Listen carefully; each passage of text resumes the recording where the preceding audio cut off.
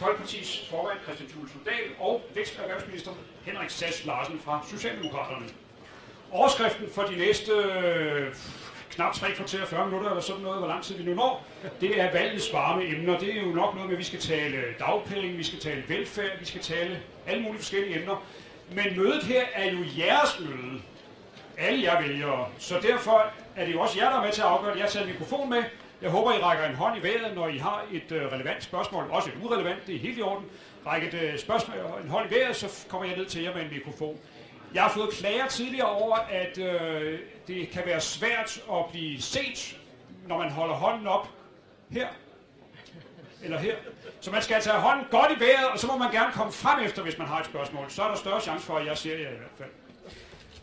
Kristian Thulesen Dahl, I har jo indgået sådan en slags håndslag med SF om, at uanset om det nu bliver en rød eller en blå statsminister efter valget, så vil I have gjort noget ved dagpengene. Hvad er årsagen til, at I ligesom forbryder jer med et parti, som normalt i hvert fald opfattes som værende på den modsatte fløj af, hvor I befinder jer? Ja. Skal jeg gøre noget ved den her, eller tæller den helt op? Den er talt godt. Skal være sikker på, hvis der skulle komme et guldkorn, så er det vigtigt at være sikker på, at det er kommet ud. Jeg vil sige, at jeg synes, det er et fantastisk arrangement, og tak for invitationen til at komme her. Jeg har glædet mig rigtig meget og holde fast på, at der mødt mange op. Det er rigtig dejligt. Jeg håber på en god diskussion. I forhold til dagpengene, så er det jo klart, at vi har jo følt sådan et særligt ansvar for at følge udviklingen på dagpengeområdet, fordi vi jo var med i den dagpengereform og havde en stor aktie i, at der overhovedet kom en dagpengereform i sin tid. Og det er klart, at når forudsætningerne for den reform skred, jamen, så skal vi også være parat til at kigge på det igen. Og noget af det, vi kan se, der virkelig har, synes vi, gjort noget skidt, vi skal lave om på igen, det er, og det har vi jo fuldstændig sagt åbent nu i årevis, det er jo det her med genoptjeningsretten.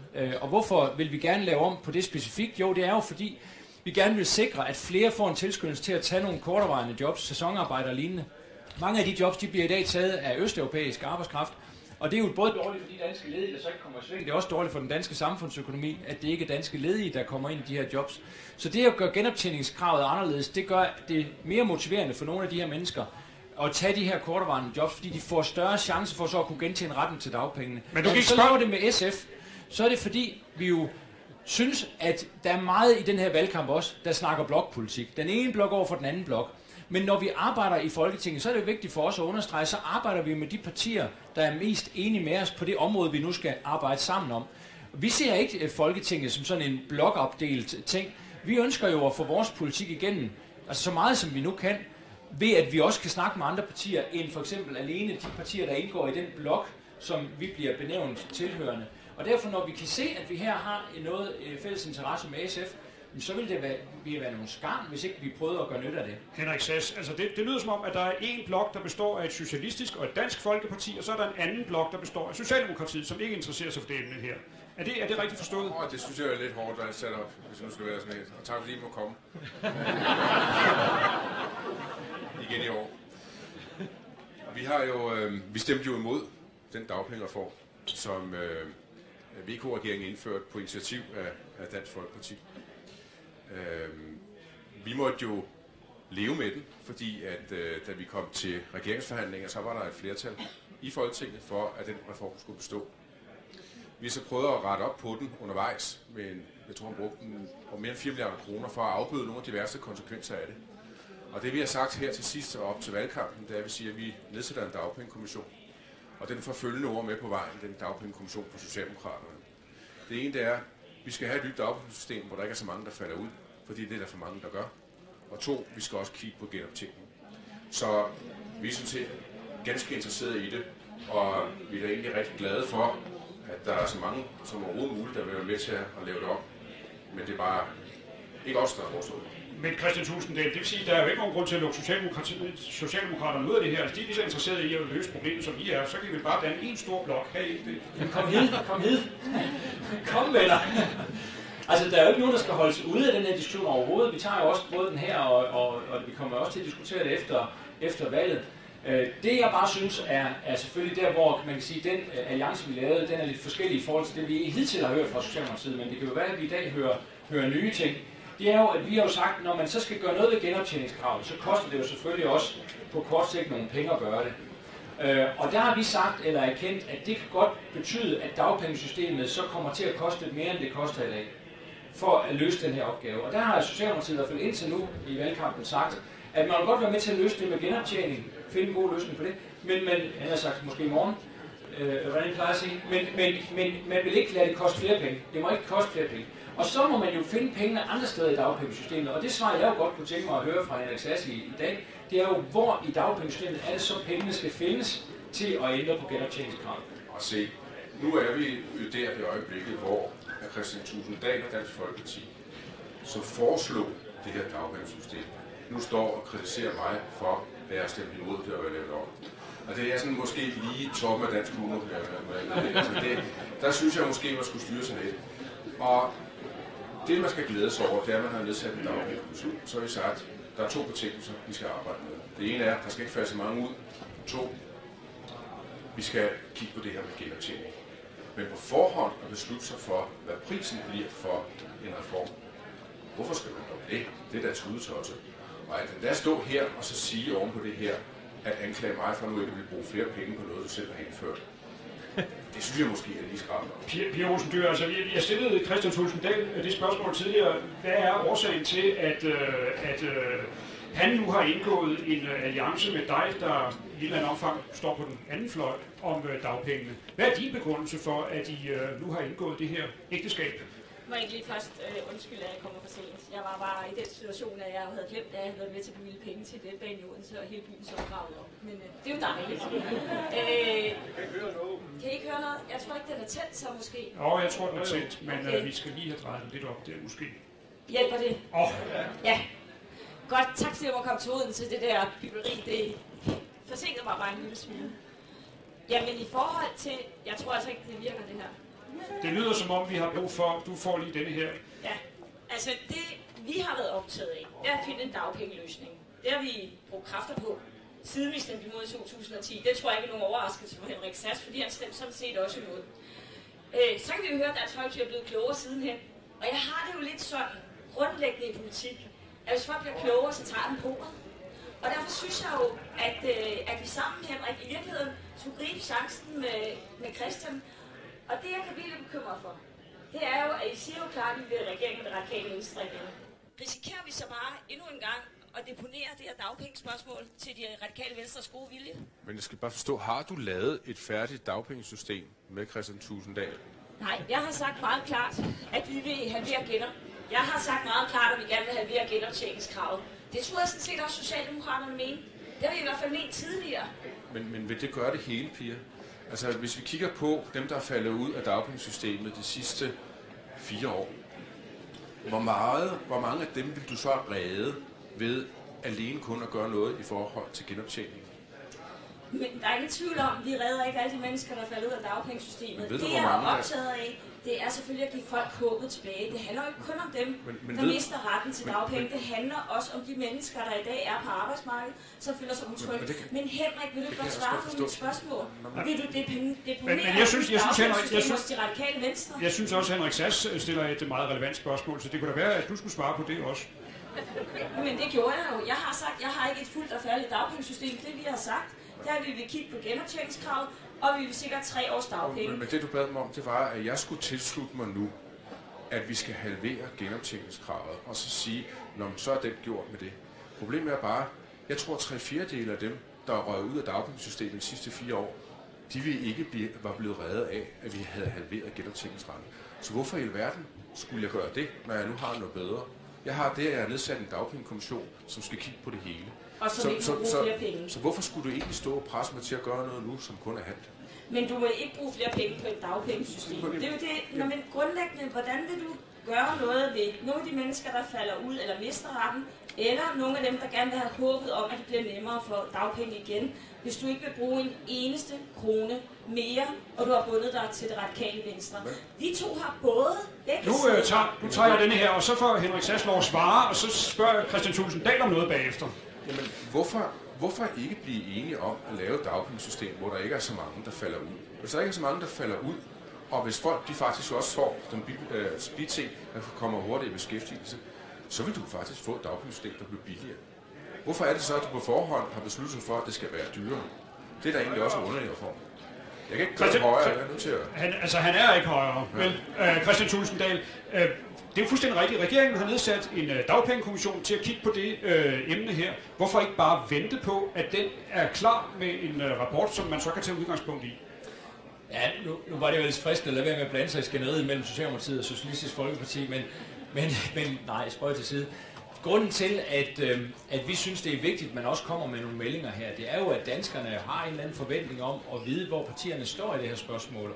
Og det vi siger her før valget, det vil vi bestemt også føle os forpligtet af. Jo, men prøv at høre, I var jo selv med til at indføre denne her skærpede indsats over for dagpengemodtagere. Altså, og så på et eller andet tidspunkt, da du synes, nu var du opportunt at mene noget andet, så gør du det. Altså, kan man stole på jer? I 2011 sagde vi første gang, at der var behov for at indfase dagpengereformen på en anden måde, fordi vi kunne se, at de forudsætninger, dagpengereformen var lavet på, de var åbenlyst forkerte. Og det tror jeg, vi har diskuteret nu i overvis. Jeg tror, de fleste danskere er bekendt med, at forudsætningerne blev ikke, som det var forudsat. Skal politikere så læne sig tilbage og sige, at det er vi da ligeglade med? Fordi vi har en gang lavet en politisk aftale, eller skal man så sige, nej, så må man reagere på virkeligheden? Der synes jeg, at man skal reagere på virkeligheden. Og siden 2011 har jeg sagt, at der var behov for at lave om. Og jeg er glad for, at vi nu her i valgkampen i 2015 nu har den her diskussion. Nu handler det så om, hvordan sikrer vi et dagpengesystem, som så mange synes er fair, at vi også får ro om dagpengesystemet igen. Og der er det bare min pointe er, at hvis man der vil gøre noget ved genoptjeningskrav, som jeg synes er fornuftigt at gøre, af de samme årsager, som Pia Olsen er inde på, nemlig at give nogle mennesker et håb om, at de kan gå ud ved hjælp af sæsonarbejde, kortervarende arbejde, og få gentjent rettigheden til dagpenge, så vi får flere af de her ledige danskere ind på arbejdsmarkedet og vende til at være på arbejdsmarkedet end østeuropæere. Det synes jeg grundlæggende er sundt. Må det så godt koste nogle flere penge? Og der vil jeg bare sige, der har Henrik Sass, det er jo retorisk fornemt, det du gør for Henrik, fordi du forsøger så at sige, har vi besluttet os for, at det nødvendigvis skal koste flere penge? Men man kan også omvendt sige, I har besluttet jer for på forhånd, at det ikke må koste flere penge. For det er den dagpengekommission, der arbejder og skal komme med resultat tilfældigvis efter folketingsvalget. Så ved vi, hvad de kommer med. Må ikke foreslå noget, der koster flere penge. Og jeg kan altså ikke, når jeg sidder med min lille lomregner, så kan jeg altså ikke få det til at hænge sammen, at det ikke på kort sigt koster lidt ekstra, hvis man gør genoptjeningsvilkårene mere fleksible. Det kan godt være, at Henrik har ret i, det på lang sigt at tjene hjem, men på kort sigt koster det noget mere. Må det det? Det synes jeg, lad os da få et svar. Må det koste noget mere? Må den dagpengereform koste noget mere? Vores udgangspunkt har jo været, at det har kostet meget, meget mere, det vi har haft i øjeblikket. Vi har brugt mere end 4 milliarder kroner på at rette op på konsekvenserne af, at der var så mange mennesker, der røg ud som følge af det, som du foreslog i sin tid. Det vi så har bedt den her dagpengekommission om at kigge på, det er, inden for de rammer, der er nu, vil man kunne gøre det her bedre, sådan at der ikke er så mange, der ryger ud, og vi skal også kigge på genoptjeningskravet. Men jeg synes, at det vil være en underlig idé at sige, på forhånd ved jeg så bedre end dem, om hvad det skal koste, hverken mere eller mindre. Så derfor har de sådan sagt, meget sædvanligvis, at det er et neutralt udgangspunkt. Men vi kan da få nogle spændende forhandlinger bagefter, og jeg kan høre i forhånd, altså så hvis man kommer og siger, at det bliver dyrere, så må man komme og sige, at det bliver dyrere. Vi skal nok forhandle med alle. Men det er da tudetosset at lægge sig fast på, at enten bliver det ene eller det andet. Men Pia Olsen Dyhr, du vil gerne bruge nogle flere penge, ikke? Sådan som jeg hører det. Du er klar på, at vi skal smide 600-800 millioner mere ud til en dagpengeløsning, eller hvad? Jamen, det var også det, vi foreslog i finanslovsforhandlingerne. Vi kom med et ønske om at halvere genoptjeningskravet. Det er ikke noget, SF har fundet på her i slutspurten i en valgkamp. Det er noget, vi har ment alvorligt hele tiden. Og derfor var vi villige til at bruge nogle af de milliarder, der blev afsat på finansloven, også til at halvere genoptjeningskravet. Og jeg bliver nødt til at sige, fordi jeg tror egentlig ikke, at Henrik er vanvittigt uenige om, at vi gerne vil have en bedre dagpengeløsning. Det er i hvert fald inderst inde mit håb. Og jeg tror også, det bliver nemmere med en socialdemokratisk regering, end det gør med Lars Løkke. Mit problem er bare, at de siger lidt det samme i øjeblikket. Og jeg håber ikke, det betyder, at vi får en dagpengereform lavet af Socialdemokraterne, Radikale Venstre og Venstre. Fordi det ved jeg godt, hvad det vil betyde. Det betyder, at vi fortsætter ud af det spor, der er lagt fra tidligere. Og derfor vil jeg i virkeligheden lidt appellere til dig, Christian. Kunne du ikke være lidt fristet af at pege på Helle Thorning-Schmidt? Og hvis du gjorde det, så er der måske en større chance for, at vi får en bedre dagpengereform.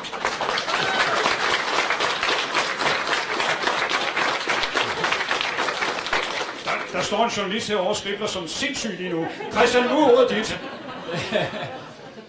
Men svaret, det er helt stilfærdigt nej tak. Altså, og det skyldes jo hele pakken, kan man sige. Ja, det er godt nej, men sagen er, at man får jo hele pakken. Og det er klart, når vi ser på hvordan kan vi synes, det kan fungere i det danske samfund, så synes vi jo ikke, at vi i år skal bruge 6,3 milliarder kroner mere på asyl og indvandring, familiesammenføring, end vi gjorde i 2011. Altså jeg må bare minde om, at det er jo rent, man kun bruger pengene én gang. Og hvis man har brugt 6,3 milliarder i år mere end i 2011, da Helle Thorning kom til, på asyl og familiesammenføring og lignende, så kan de 6,3 milliarder ikke bruges til ældrepleje, til sygehuse osv. Så det er klart, når jeg ser på hele pakken og ser, hvad er det, man får med Helle Thorning-Schmidt som statsminister, så må jeg sige, så er der godt nok nogle ting, og så kan du nu, Henrik kan jo sige, det er også de radikale skyld. Jeg ved ikke, om det er sådan, det skal være i den her valgkamp. Men så er det også interessant at vide, om det står ved magt efter valget, for vi kan bare se, at tingene er skredet i hvert fald i forhold til de her områder. Og økonomisk ansvarlighed, det er at bruge pengene én gang og ikke flere gange. Og der må man bare sige, at 6,3 milliarder mere til asyl og familiesammenføring og lignende, det er mange penge. Den får du lige lov at svare på, Henrik. Jeg har lavet mærke til i hvert fald 2 ting, som jeg meget gerne vil teste. Det ene var det, at man kun må bruge penge én gang. Det interesserer mig. Fordi Dansk Folkeparti har vi jo gjort det med i den her valgkamp. Vi har prøvet at introducere noget nyt. Vi har sagt, hvad har I egentlig foreslået? Så har vi sat os ned og lagt det sammen. Og så ser vi sådan, hvad summer det op til. Og så samtidig også med, hvilke indtægter I har. Indtil videre er I nået i omegn for 200 milliarder kroner. Kun 200? 200 milliarder kroner, ja. Vi har ikke været effektive på det. 200 milliarder kroner har I til udgifter. Så hvis pengene skal passe, så får vi de sidste 12 dage af valgkampen travlt med at finde regner frem, for at finde ud af, hvordan alle de her sådan, nogle gange til skal hænge sammen.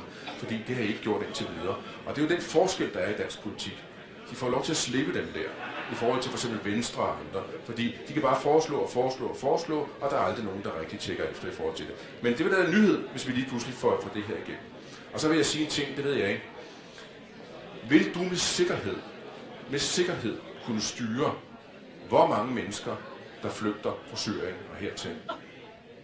Altså, det Henrik Sass Larsen forsøger at talsætte nu, det er det her med, at der er de såkaldte tyske partier, dem der har styr på udgifterne, styr på penge, og så er der dem som de græske partier, som bare bruger løs.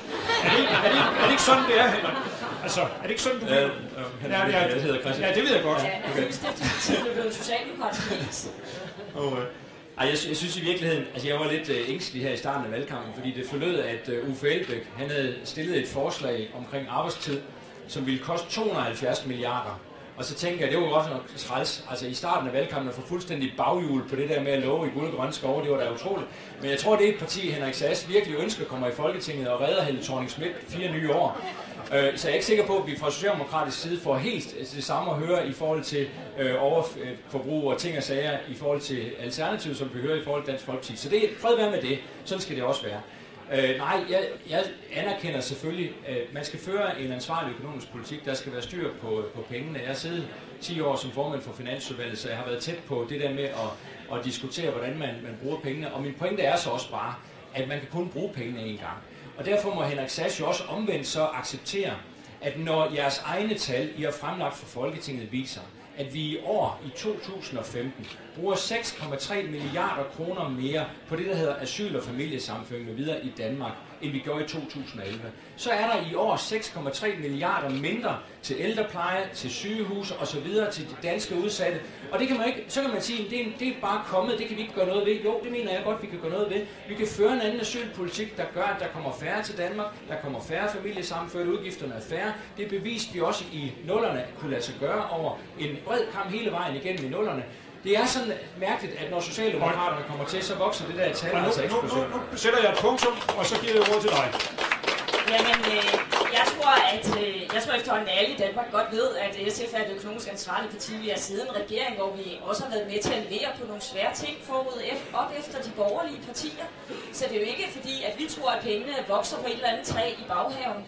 Vi har sådan set leveret finansiering til en dagpengeløsning.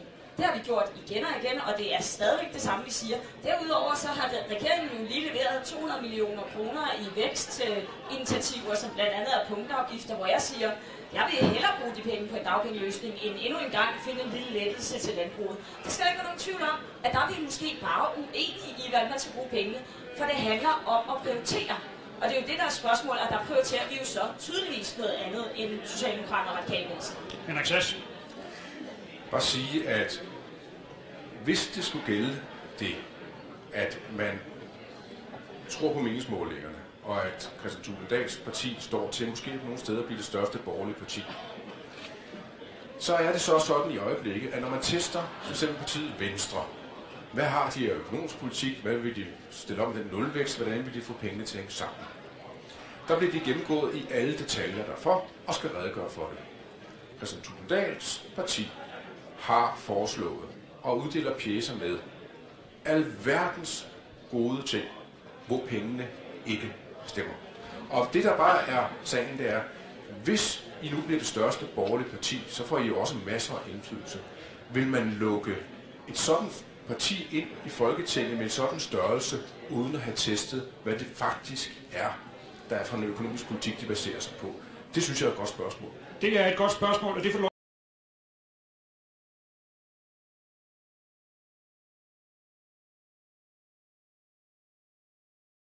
fingre rundt omkring her, som jeg kommer til. Nu er det Christian.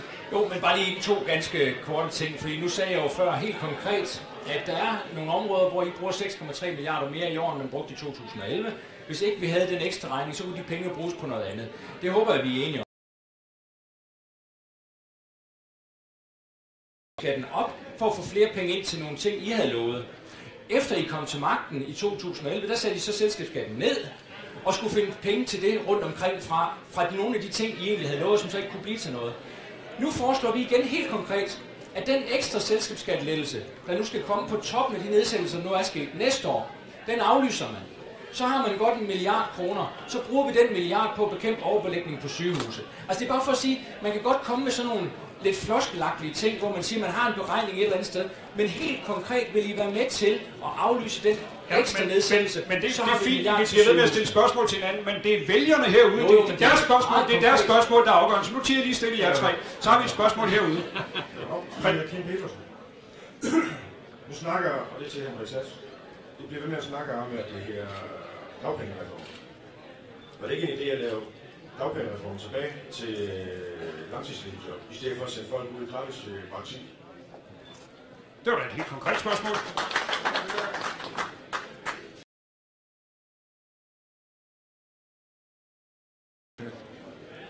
Jamen ja, det jeg mener, det er, folk de bliver sendt ud fra arbejdsformidlingen af, eller jobplads, som det her i dag, på sygehuset til Skien, men de får ikke en krone for det.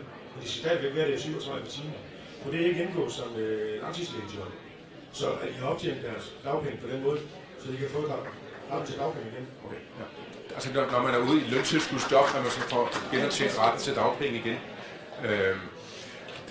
det er jo en mulighed at kigge på det i forbindelse med dagpengekommissionens arbejde. Det skal jeg jo ikke blande mig i, om det kan være en idé at gøre det i nogle faser. Det, der må være interessant, det er jo, at vi ikke får så mange, der falder ud, altså de der 50.000 mennesker, men at sørge for, at de stadigvæk er en del af arbejdsmarkedet. Og den måde man så, fordi der var jo virkelig mange, der drønede ud, selvfølgelig det her, det er at sige, kan vi kigge på både de forløb, som folk de indgår i, støtte beskæftigelse, hvor tidligt man aktiverer. Der er en lang række forhold, der afgør i forhold til, hvordan det også tæller op og ned i dagpengesystemet. Men alt må koncentrere sig om at finde ud af, at vi ikke sender folk fra dagpengesystemet hen i kontanthjælp. Det var et langt svar på at sige, ved ikke endnu. Et spørgsmål mere her. Ja, jeg hedder Morten Jallik.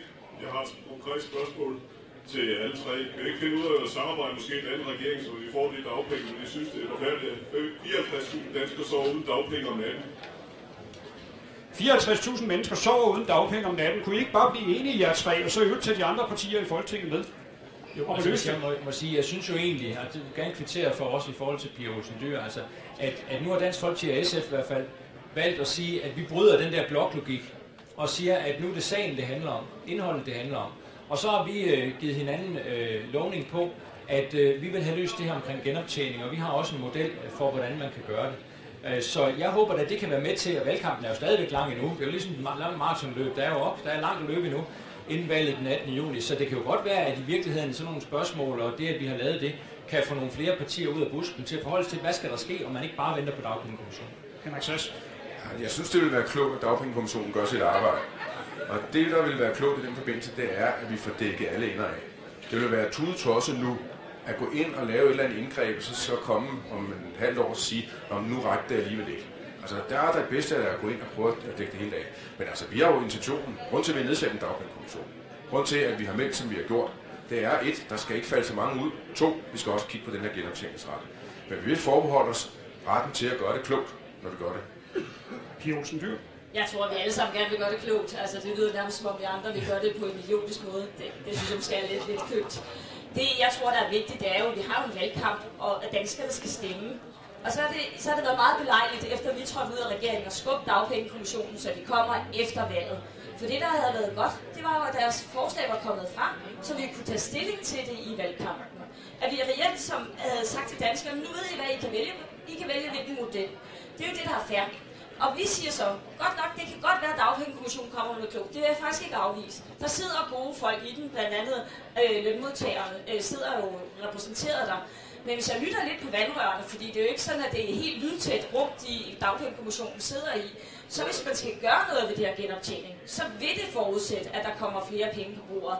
Og der vil vi bare melde klart ud, så at danskerne i hvert fald ikke er i tvivl om, hvor SF står, at vi er villige til at bruge flere penge på det. Og så må man jo sige, altså, I må gerne deponere det hos dagpengekommissionen, det synes jeg er fair nok, men hvis man vil have en dagpengeløsning, der bygger på nogle af de her principper, så er det så tydeligvis SF. Henrik Sass Larsen, er det ikke sådan en slags politisk ansvarsforflygtigelse, at I bare tager det her emne, parkerer det i en kommission, og så går I til valg? Skulle I ikke have lagt noget frem først? Nej, jeg synes faktisk, at det er rigtig god skik, at når vi skal lave den her type reformer, at vi ikke gør ligesom Christian Tusinddal kommer vadende ind i en eller anden finanslovsforhandling eller offentlig forhandling, siger, at jeg godt kunne tænke mig lige at halvere dagpengeperioden og retten til genoptjening på Dansk Folkepartis forslag, og så gør man det, og så får man sådan en konsekvens, som man nu engang har fået.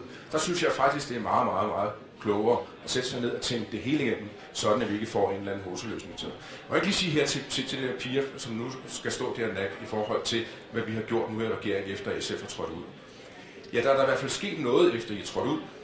Der er dels sket det, at vi har fået nedsat en dagpengekommission. Det var mere, hvad I kunne være med til at slippe med til bordet. Og så er der også sket det, at når SF ikke længere ligger under i forhold til det parlamentariske det er at sidde i regering, så sidder pengene lidt løsere, har jeg lagt mærke til. Men tillykke med det. Tak for det. Jeg vil repræsentere på det, for det er jo ikke rigtigt. Vi sad jo i regeringen sammen og blev enige om dagpengekommissionen. Så vi var med i den, men den skulle komme før valget. Tak for det. Vi har et spørgsmål mere herovre.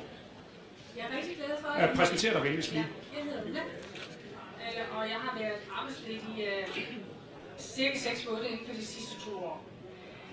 Når nu I skal i gang med dagpengereformen, så var der ting, jeg godt kunne tænke mig, at I måske ville tage stilling til, og det er noget omkring rådighedsreglerne.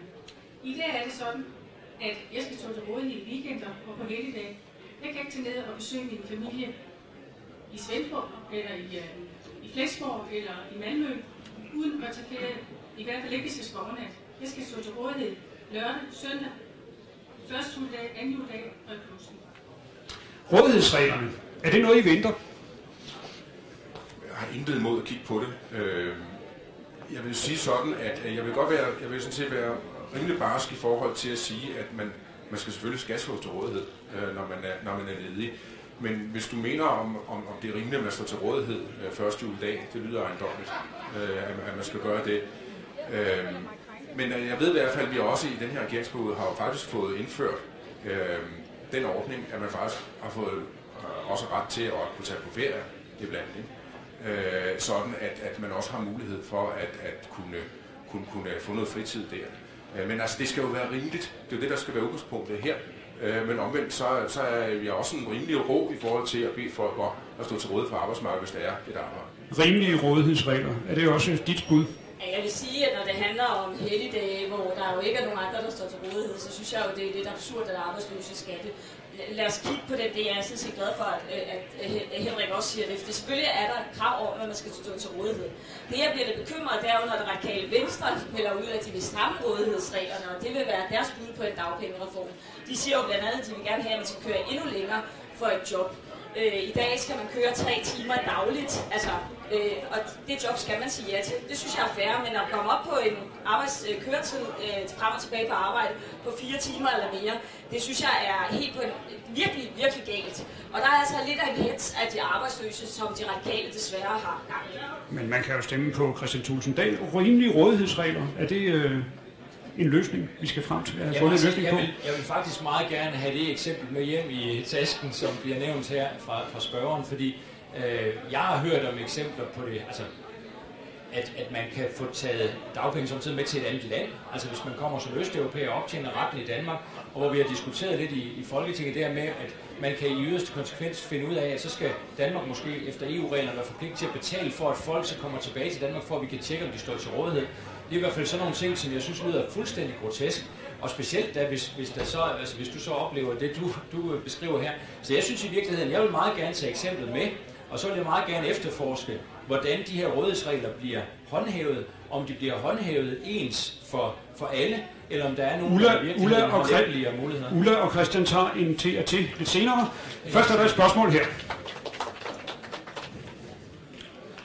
Jeg hedder Hans Ulrik Balslev, og det her spørgsmål det er om visitationsregler.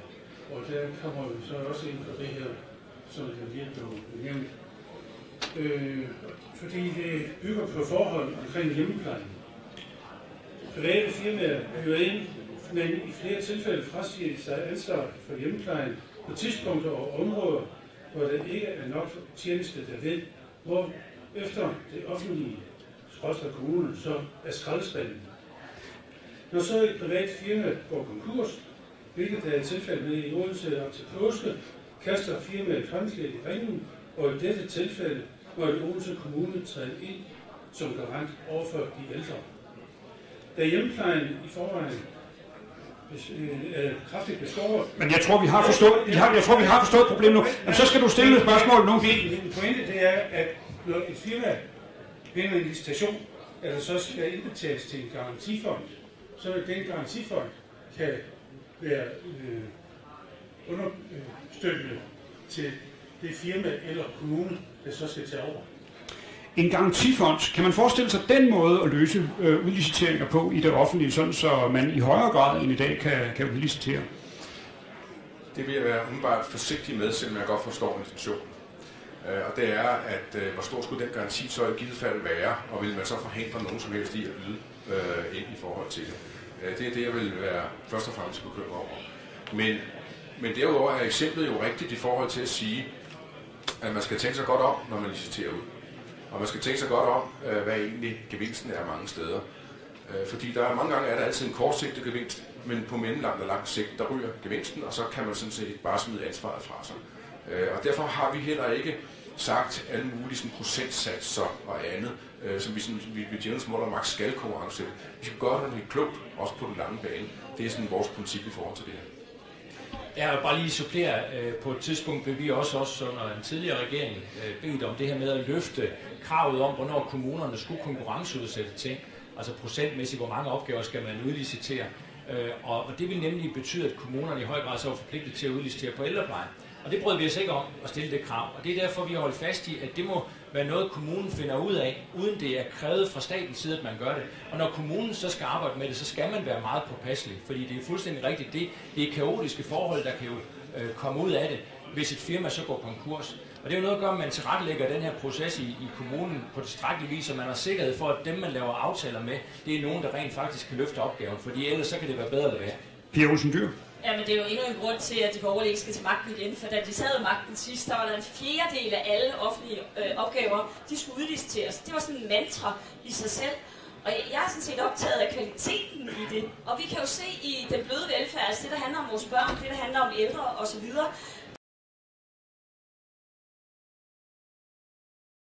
og sætte det ud til private virksomheder for det første. For det andet, så er der den store risiko, at hvis virksomhederne går for lidt, så står ældre eller børn lige pludselig uden pleje eller pasning, og det er ikke i orden. Og så vil jeg sige, at det kan godt være, at det kan betale sig på de der mere hardcore opgaver, når man laver vej og park og sådan noget. Jamen så fokuserer der jo i stedet for på det ude i kommunerne, hvad I synes er fornuftigt, men kerneopgaverne, det duer ikke. Tak for det. Vi har et spørgsmål mere herover. Mit navn er Anne, og jeg tror, vi tidligere har hørt, at nogle 50.000 er faldet ud af afpengesystemet. Men samtidig så er der ca. 40.000 østeuropæere, der arbejder i vores land. Jeg kan ikke rigtig få det til at hænge sammen. Og samtidig så har jeg også hørt her i dag, at nogle af jeres kollegaer, modstandernes kalder, har sagt, at vi gider arbejde. Men når du så også interviewer mange arbejdsgivere, så siger de, vi kan ikke få danskere til at arbejde.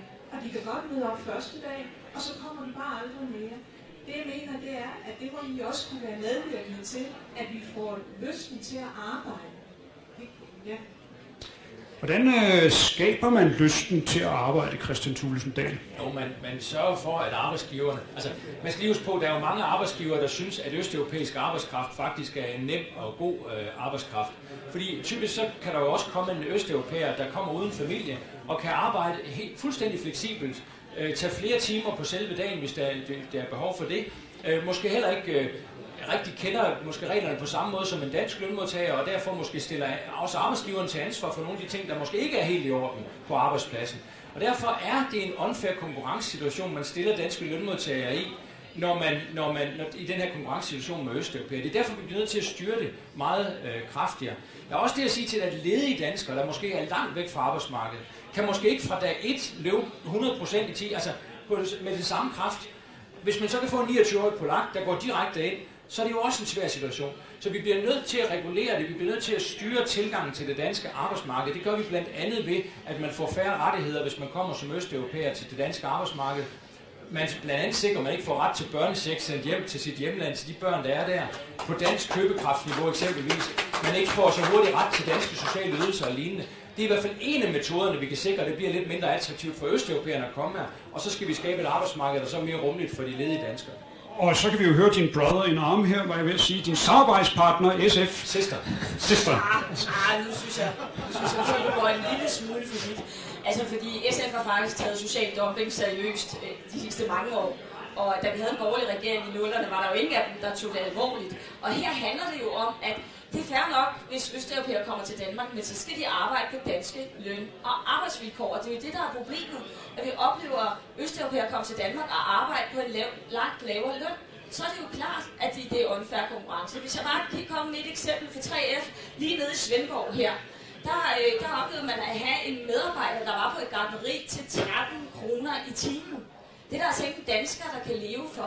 Og det er jo derfor, vi er nødt til at sætte hårdt ind over for social dumping. Der må jeg jo så sige, at der er mange elementer af det her, men en af de ting, vi kan gøre fra statens side, det har været de byggerier, vi laver. Det kan fx være metroen, det er Femern, at sørge for, at der er ansvar i alle kæden. Altså vi sørger for, at de skal betale ordentlige lønninger, der er ordentlige arbejdsvilkår, og at der ikke mindst også ansættes lærling. Og det må man sige, det er først kommet de sidste par år. Christian, der gjorde du ikke særlig meget for at presse Lars Løkke. Nu får vi lige... Måske skulle du alligevel være lidt fristet af... Nu får vi lige vækstministeren ind her. Ja, man kan godt sige, at en af forudsætningerne for, at det ikke bliver misbrugt, det der kommer østeuropæisk arbejdskraft ind, det er også at have en stærk fagbevægelse, som sørger for at holde øje med, at tingene foregår ordentligt. Og der har I alle været hjælpsomme, det er jeg nødt til at sige. Men må så ikke sige ordentligt, at det skal nemlig være helt enig med Pia på ordentlige løn- og arbejdsvilkår. Så det er sådan, det skal fungere. Men jeg vil også bare advare mod, at vi lægger alle de mennesker for had, som kommer herop og arbejder. Ved I hvad? Det er så vigtigt. Det er så vigtigt, at vi får en del af de medarbejdere herop. Store danske virksomheder vil lukke på stribe rundt omkring, hvis det var, at man ikke også kunne trække på den her type af arbejdskraft. Fordi det er bare desværre ikke altid sådan, at lige præcis dem, der er ledige, også kan glide ind lige præcis på det, vi står og efterspørger nogle steder. Og derfor så er det altså ufatteligt vigtigt, at vi ikke kun taler grimt af de mennesker, men faktisk også anerkender, at de kommer og skaber nogle værdier i det danske samfund. Christian? Og det synes jeg er grundlæggende, det er noget rigtigt. Det er også derfor, jeg siger for eksempel en dygtig 29-årig polak, der kommer til Danmark. Fordi jeg underkender jo ikke, at det kan være de dygtige arbejdsomme, mange af dem, der kommer til Danmark. Jeg siger bare, for Danmark er det jo et problem, hvis det betyder, at vi så ikke får ledige danskere i job. Der blev lavet for et års tid siden en beregning i Finansministeriet omkring de her ting, der jo viste, at når man tog det hele med, også træk på danske ydelser, altså i børnehave og folkeskole og læge og på sygehus og sådan noget, så var det faktisk ikke økonomisk en rigtig god forretning for Danmark. Det var faktisk en underskudsforretning. Og derfor synes jeg bare, at man bliver nødt til at tage i betragtning, at det er kun en gevinst for Danmark, at der kommer arbejdskraft udefra, hvis det er arbejdskraft, vi ikke selv har. Hvis vi har arbejdskraften selv, så skal vi altså have den i sving først. Og vi må anerkende, at der er nogle danskere, som ikke kan løbe 100 km i timen fra dag 1, fordi de har været væk fra arbejdsmarkedet i en årrække. De kommer jo aldrig ind på arbejdsmarkedet igen, hvis det er med den konkurrenceform, vi ser. Og så vil jeg bare lige slut sige, omkring, altså for jeg skal nok sætte det på, men bare lige sige, at det der med, at bare det er på overenskomstmæssige vilkår, jamen det betyder jo, altså i nogle situationer, jo alligevel, at danske lønmodtagere opfatter det som løntrykkere, fordi man jo ofte har lavet lokalaftaler oven i minimumsoverenskomsten, der faktisk giver noget mere. Ja, og nu vil jeg sige, altså det var et meget langt svar efter det der punkt, som vi godt men har, ikke desto mindre relevant. Ja, helt sikkert, og nu har vi det sidste spørgsmål i dag. Jeg hedder Astrid, og jeg har et spørgsmål inden for den nye skolereform. Når jeg så snakker med mine venner og veninder om den nye skolereform, som de altså lider under, så siger de, at de kommer hjem kl. 4:30 om eftermiddagen, hvor de har et ton af lektier, og de skal også til fritidsaktiviteter. Synes I det er fair? Og synes I, at den nye skolereform er altså kommet ud, som I gerne vil have den til? Fordi jeg synes ikke, det lyder fair. Er den fair, den nye skolereform, synes du? Ja, altså grundlæggende så er ideen med folkeskolereformen, det er simpelthen at sørge for, at man lærer noget mere i skolen. Altså helt basalt. Og det handler også om, at de elever, der har det svært måske med at lære i forhold til nogle af de dygtige elever, de får en chance for at være lidt længere tid i skolen og dermed blive dygtigere. Også det her med faglig fordybelse, som jo også har været meget diskuteret, der er ideen, hvis det bliver brugt rigtigt, også at hive specielt de elever, der har lidt svært måske med at få læst lektierne derhjemme og sådan noget, for dem hævet op. Det er klart, at du rammer lige ned i akilleshælen i hele debatten omkring folkeskolereformen, fordi akilleshælen i forhold til det er selvfølgelig så også, at den længere skoledag går ud over fritidsaktiviteter, og dem, der har fritidsjobs og lignende. Og det er lige præcis der, hvor det er vigtigt, at man sørger for, at de fritidstilbud, der så er, de bliver tænkt ind. Nogle af tingene skal ind i skoledagen for at lave bevægelse og musik og sådan noget, og det er man ikke god til i alle kommuner. Der er simpelthen en hængeparti, og der er nogle ting, vi skal hjem til skrivebordet igen og få gjort bedre. Der synes jeg, du har en god pointe med det, du siger. Pia Olsen Dyhr. Jeg vil sige, at noget af det, der var grunden til, at vi synes, det var vigtigt at lave en folkeskolereform, det er jo, at der er nogle børn, der ikke er stillet ens med andre. Altså som ikke har mor og far, der er stærkt boglige, når de kommer hjem og kan lave lektierne. Så ideen var jo, at lektierne var en del af skolen, og at man ikke skulle have det med hjem. Så duer det ikke, at vi stadigvæk oplever rigtig mange elever at have lektier med hjem. Derudover kan vi også se en udfordring med nogle af de børn, der er blevet inkluderet.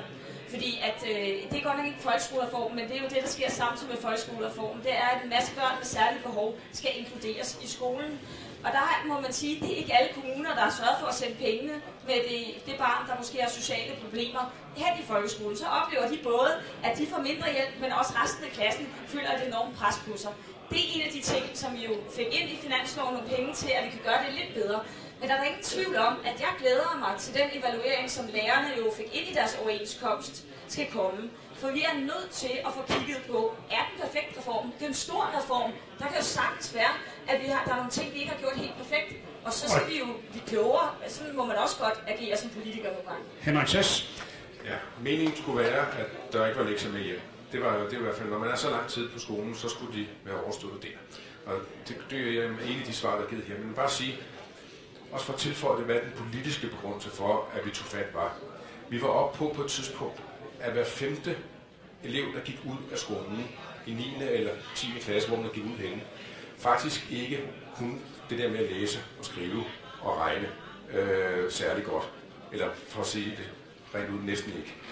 Og hvis vi skal få det her samfund til at hænge ordentligt sammen, og hvis mange af de mennesker, som kan blive problem med få beskæftigelse og andet, hvis vi ikke sørger for at give folk den start i livet, at man kan det her med at regne og læse, så giver vi folk en meget, meget dårlig start. Og det er derfor, det har været så vigtigt at tage fat på det. Tusind tak for det. Det blev de sidste ord i denne udgave af Arenaen her på Fyns Stiftstidens folkemøde. Tak til Pia Olsen Dyhr, tak til Kristian Thulesen Dahl, tak til vækstminister Henrik Sass Larsen, tak til jer, der spurgte. Arenaen er i gang igen kl. 13.15 med flere gæster, nemlig Alternativets formand